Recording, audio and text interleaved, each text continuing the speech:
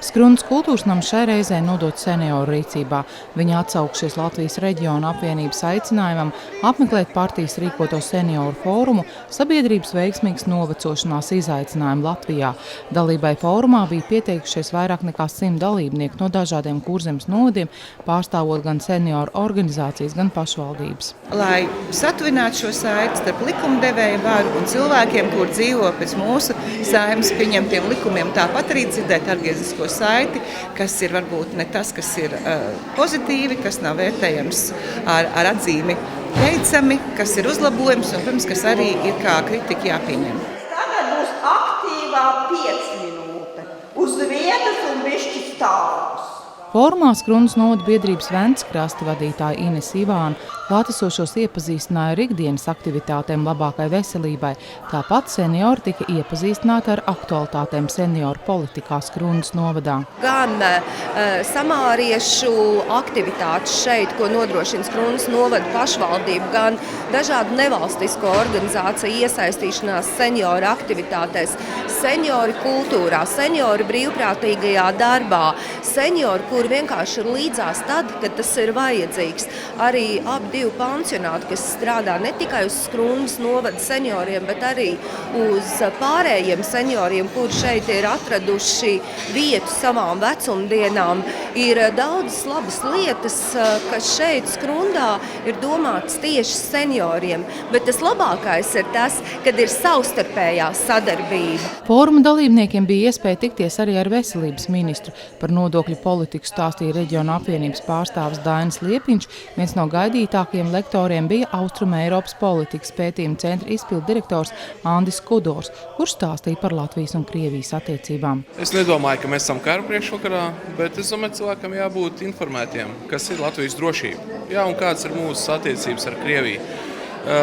Tieši šo neskaidrības dēļ arī satraukumu var būt par daudz. Latvija ir NATO dalībvalsts. Varšavas samits notiks šovasar, tiks lemts par lielāku NATO dalībvalsts kontingentu šeit izvietošanu Baltijas valstīs. Krievija nekaros ar pārspēku, bet tas nenozīmē, ka mums nekas nav jādara. Mums jādara savu mājas darbu. Latvijai jābūt drošai valstī. Cilvēkiem ir jāsaprot, kad ar viņiem manipulē, es domāju, tāda Krievijas propagandas kontekstā, kas arī ir drošības jautājums. Uzrunāties seniori atzina, ka galvenokārt brauc, lai tiktos ar citiem senioriem, jo lielas izmaiņas savu dzīves apstākļu uzlabošanā no valdības negaida. Es domāju, ka viņi tik daudz domā Saeimā katru dienu, kā uzlabot, bet tā liekas, ka pa senioriem kaut kā pieklusuši ir turpā. Veselība, tas ir arī senioriem vajadzīgs, izglītība. Tas nav tik daudz senioriem, bet mūžu dzīvo, mūžu mācies.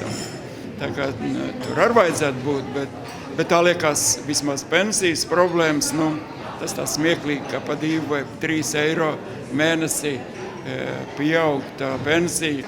Visvairāk interesē par sociāliem jautājumiem, tieši par pensijām, ka tomēr laukos izdzīvot ar pensiju ļoti grūti ir.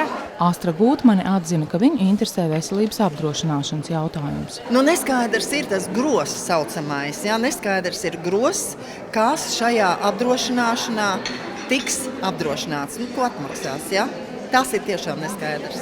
Pirmām kārtām vajadzētu medikamenti, kuri ir dārgi, vajadzētu arī nepieciešamās pārbaudes.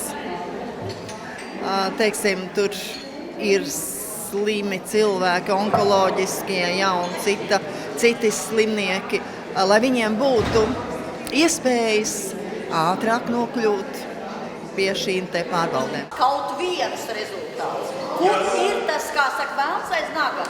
Viens rezultāts. Jūs sakat, ko mēs iesniegsim? Es jums vēlreiz saku 400 priekšlikumus. 400. Un diemžēl no šiem 400 laikam 2. 2 laikam ir jāizvirzīti tālāk. Klātesošos aicināja aizpildīt arī anketas, kurā lūgts vērtēt valdības darbu senioru politikā, kā arī uzrakstīt ieteikumus darbu uzlabošanai. Tās tiks apkopotas, kad būs noslēgušies visi 5 dažādos reģionos plānotie senioru fórumi. Ieva Benefelda, Alans Peševits, Skrundas televīzija.